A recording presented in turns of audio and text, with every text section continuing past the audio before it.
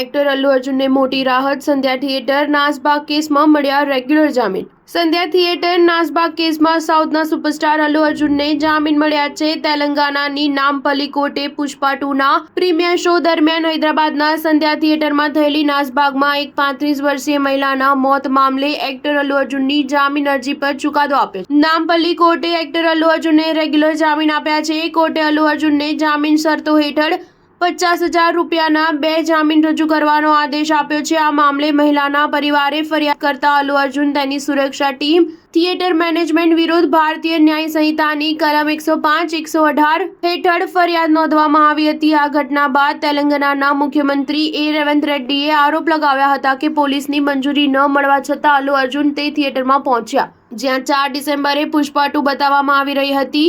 મુખ્યમંત્રીએ આરોપ લગાવ્યો હતો કે નાસભાગમાં એક મહિલાના મોત બાદ પણ એક્ટર થિયેટરથી બહાર ન ગયા, ત્યારબાદ પોલીસે તેમને જબરજસ્તી બહાર કાઢવા પડ્યા.